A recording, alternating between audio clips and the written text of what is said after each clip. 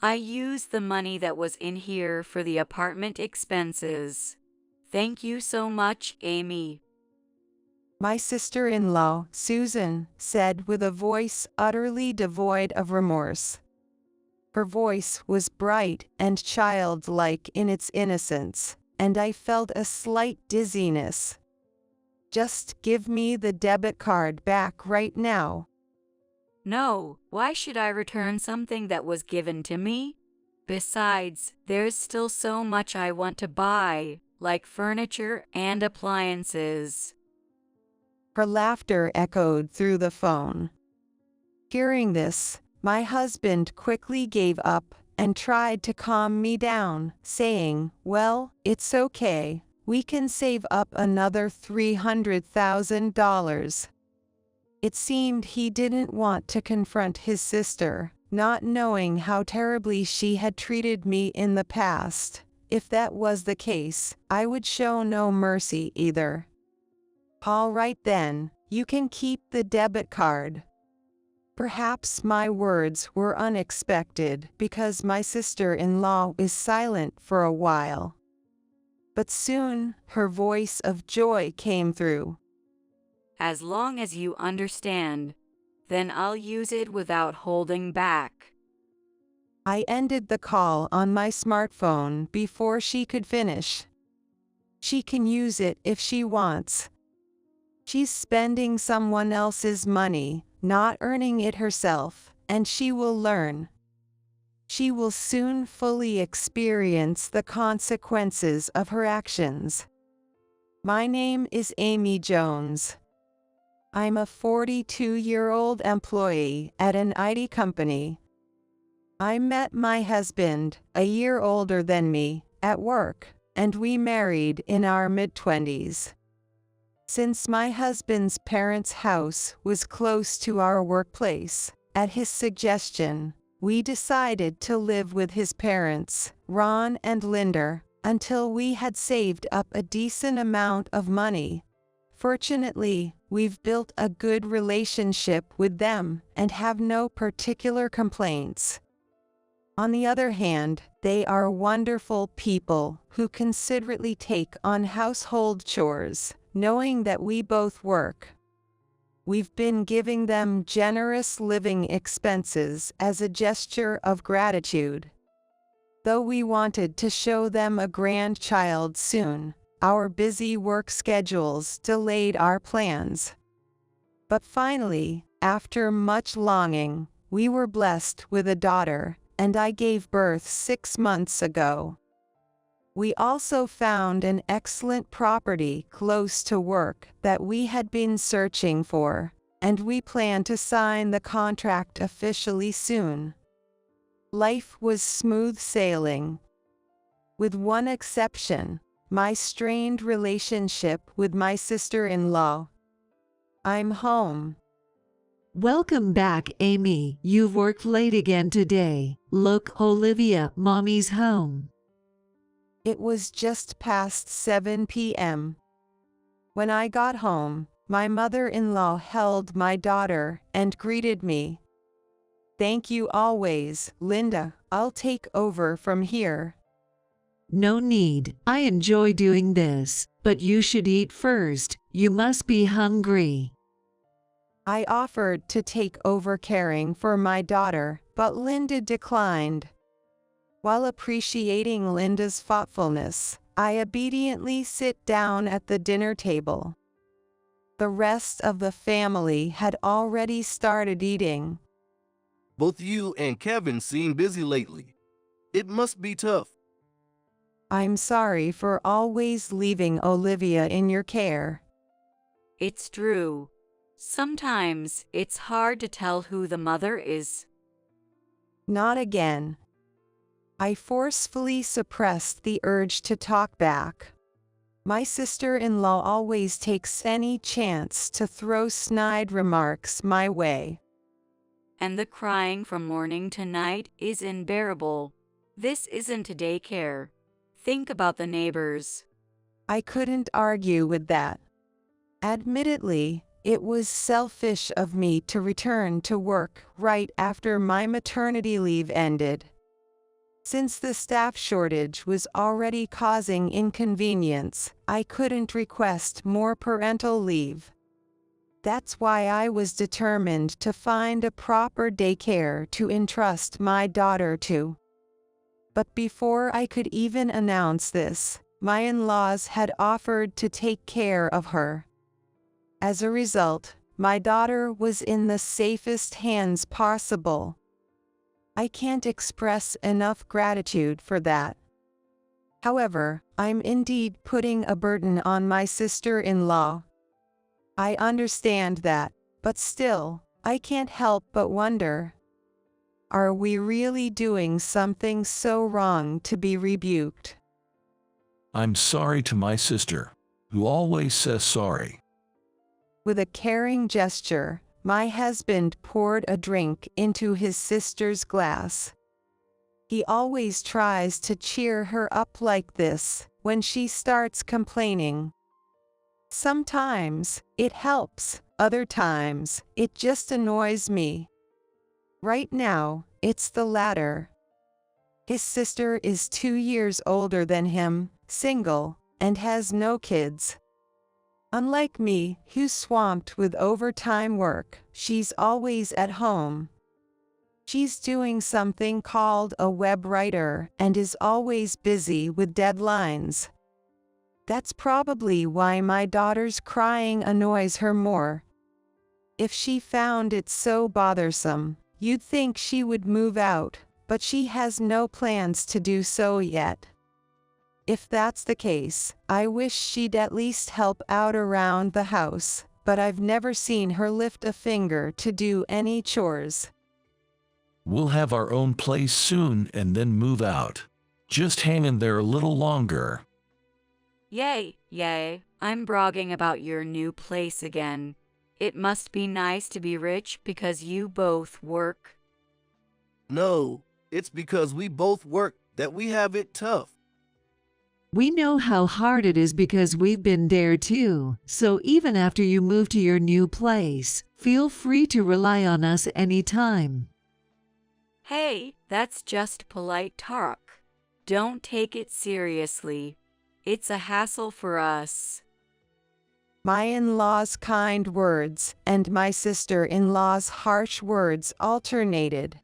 My husband, always watching his sister's mood, added to the stress. I realize this dinner table becomes less relaxing than my workplace. Wow, Amy, what a coincidence. Shopping. One Sunday evening, I bumped into the last person I wanted to see at the station. My sister-in-law has a bad habit of prying into what I buy. As expected, she immediately noticed the shopping bag I was carrying. Yes, I just popped into the electronics store. Oh, what did you buy? Reluctant to deal with the aftermath of refusing, I reluctantly opened the bag. Seeing the baby monitor inside, my sister-in-law raised an eyebrow. It must be nice to be wealthy and spend money on this.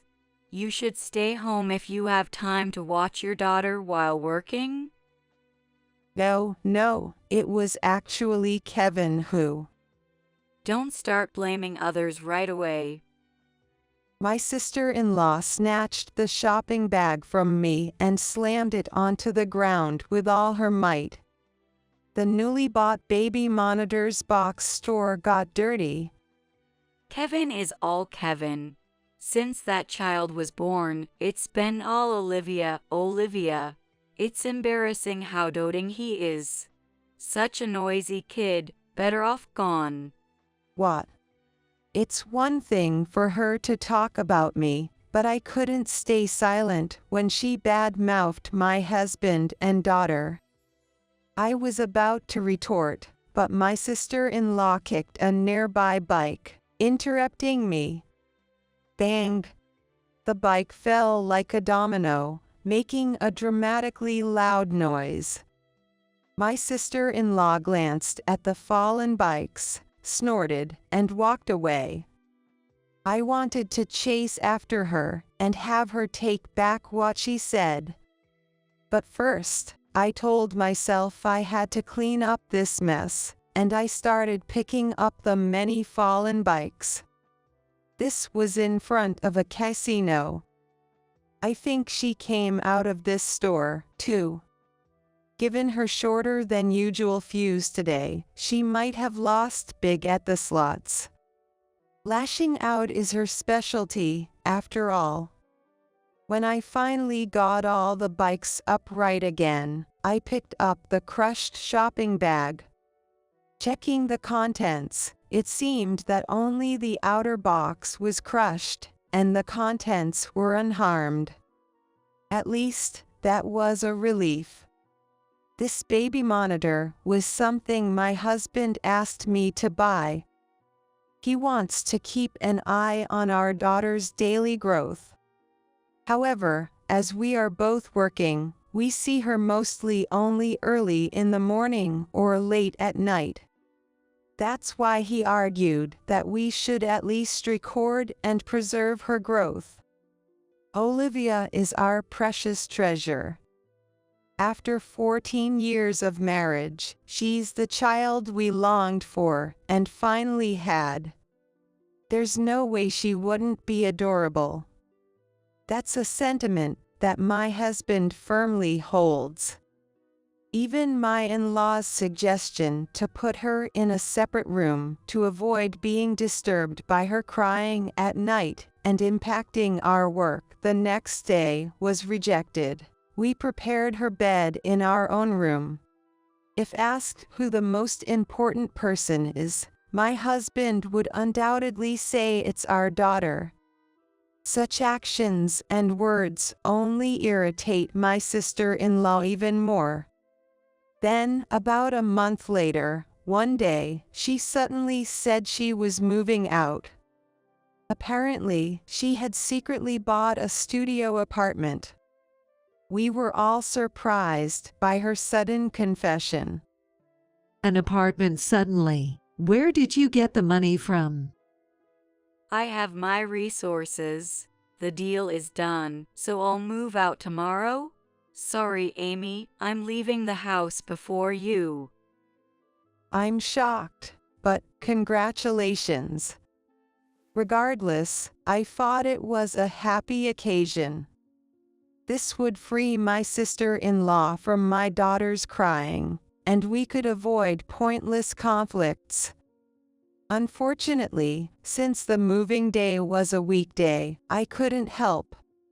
My in-laws were there, but they said she packed up quickly and left with the movers in no time, seeming sad.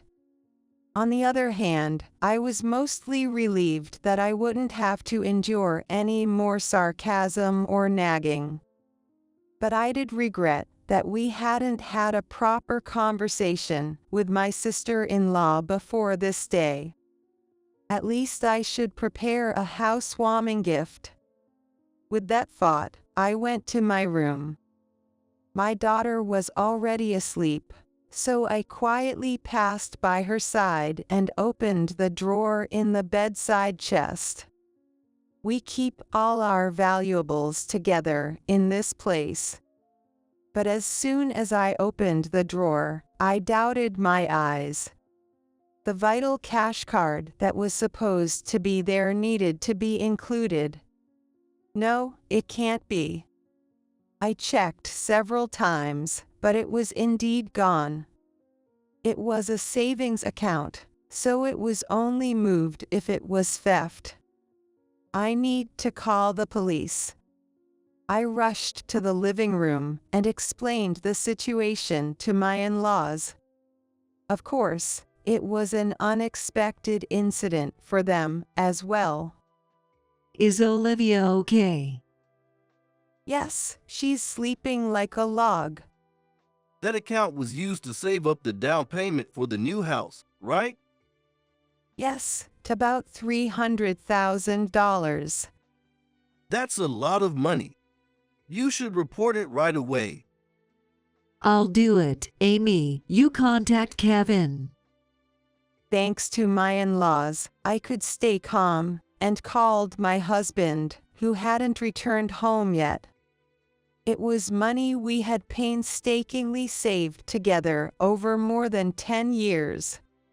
I was somewhat prepared to be blamed by my husband for my careless management that led to it being stolen, but as soon as I mentioned the police, he sounded even more panicked than me and cut me off, saying, "Wait. Wait on the report. I'm almost home. Let's talk about the details once I get there." As I heard that, the front door opened, and my husband burst in. His face was pale. "Wait on reporting, what do you mean?" If we report now, they'll suspect my sister. "What?" At that moment, my in-laws came into the living room. I've reported it. They said they'll come immediately. My mother-in-law's words made my husband's face turn even paler. Seeing his suspicious behavior, I pressed him for answers. And a shocking truth came to light. The cash card, it turns out, was with his sister. Moreover, she readily admitted to having it when we called to check. And not just that, she brazenly said, I used the money that was in here for my apartment expenses. Thanks a lot, Amy. my sister-in-law said with a voice utterly devoid of remorse. Her voice was bright and childlike in its innocence, and I felt a slight dizziness. "Just return the cash card right now." No, why should I return something I've been given? Besides, there are still so many things I want to get, like furniture and appliances. Her laughter echoed from the other end of the phone. My husband heard this. Well, it's okay. We can save up another $300,000. He quickly gave up and tried to calm me down. Was he unwilling to oppose his sister? I won't show mercy if he doesn't know how terribly she has treated me. Understood. Then keep the cash card, sister. My words must have been unexpected, as there was silence from her. But soon, a joyful voice came through the phone. If you understand, then I'll use it without hesitation. I cut off the call on my smartphone before she could finish speaking. If she wants to use it, let her use it. She's spending money she didn't earn, and she'll learn. She will fully experience the consequences of her actions. They say it's a gift. What does that mean? I glared at my husband. I didn't do such a thing. He just shook his head. Then the only thing left to do is to check for myself. I went to our room, picked up my daughter's baby monitor, and moved to the living room. This monitor has a recording function. The chest where the cash card was kept is next to the baby's crib, so this monitor will reveal the culprit. And that suspicion was more than confirmed. What is this, Kevin, is this? There, the unimaginable was recorded. His sister is stealing the cash card from the chest of drawers. Calling Kevin out, she asked for the PIN. And when he refused, she laughed and said, Kevin, you guys are hardly ever home on weekdays. Poor Olivia doesn't have her parents nearby to protect her. What are you planning to do to Olivia? Nothing, as long as Kevin does what I say. It was outright blackmail. My in-laws stood by, hands over their mouths, gasping. When I looked at my husband, he just kept his head down. He is still trying to protect his sister, to protect our daughter. But Kevin, do you know, even if you do what your sister says, she won't always keep her promises. The cries of my daughter echoed from the monitor. Everyone focused on the monitor. It showed the sister-in-law slapping my daughter with an open hand, while hurling curses. Then she hurried out of the room before the mother-in-law arrived. The monitor repeatedly captured such assaults on my daughter. Oh, no. She said she wouldn't hurt Olivia. Trembling with rage, my husband dashed into our room. He picked up our sleeping daughter and started sobbing. While crying, he confessed that his sister had orchestrated the apartment search, procedures, and payments. I'm truly sorry for not realizing the awful things she was doing.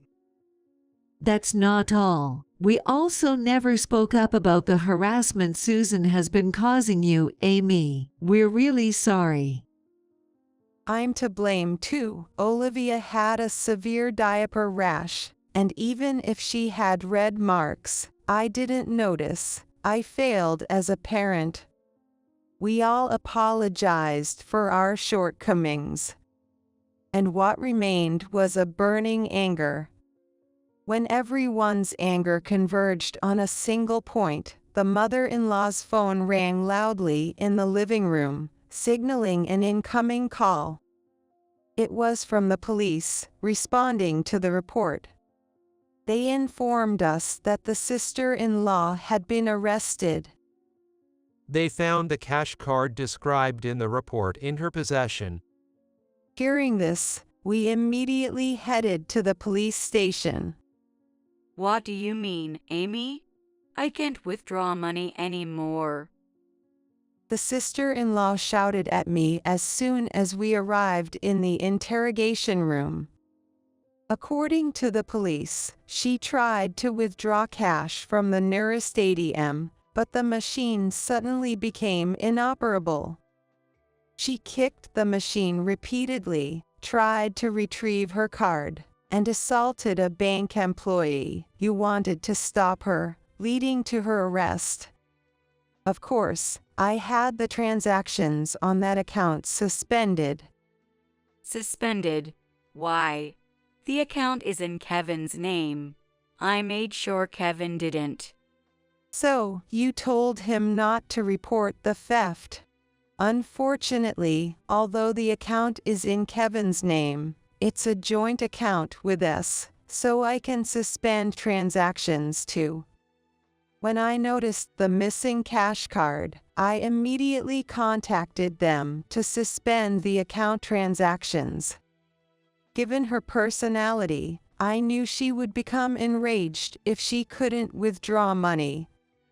If she had just agreed to return it when asked, all of this could have been avoided. Enough already. I get it, so just let me out. I want to go home. The sister-in-law looked pleadingly at her father, but he shook his head silently. You've gone too far this time. Reflect on your actions here for a while. Sigh. She probably thought she could pay a fine and leave quickly. Her face contorted at her father's words. Why? I didn't do anything wrong. Kevin gave me that money. My sister coerced me to buy the apartment and give her the pin. Coerced? Where's the proof of that? It was recorded, and so were you hitting Olivia. I handed the baby monitor as evidence to the officer, and the sister-in-law began to tremble. But that's not fair. Amy is rich, has a child, and everyone dotes on her. Even the talk about your new house was to spite me, so I took the money as a gift. I've always regretted leaving Kevin to you when you were children. That's why I overlooked a lot. but I can't ignore this. Stealing money and blackmailing to cover it up is criminal and cowardly. Hurting a baby is the lowest thing anyone can do. At your age, you still don't understand that? Enough, Dad. The time to take responsibility as parents is over. That's right. You are no longer a daughter or anything to us. Today, we disown you. Please, reconsider, Dad. Let me out. Help me. Despite her desperate cries showing no sign of remorse, we left the interrogation room.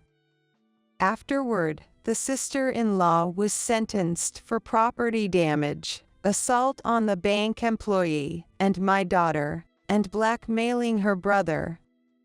Of course, considering her financial situation after misappropriating other people's money, she couldn't pay the fine and was sentenced to serve time. She ended up serving a solid prison term. Due to the multiple charges, she'll likely be in her 50s by the time she's released. While she got off the charges of embezzlement due to being family, we made sure to recover the losses through a lawsuit. Of course, this included selling the studio apartment she had just bought. Additionally, we plan to claim compensation for the emotional distress she caused our daughter by hurting her. Given everything that's happened, we decided to put the plans for our new house on hold. Upon reflection, living with my in-laws is actually quite comfortable. Considering their health as they age, we should stay together. My husband and I have concluded that the best path forward is to build a new multi-generational home where we can live comfortably with my in-laws. Once completed, it will surely be a wonderful home where everyone can live happily. Of course, we have no intention of telling the sister-in-law about this place. We plan to continue living happily together as a family of 3 generations.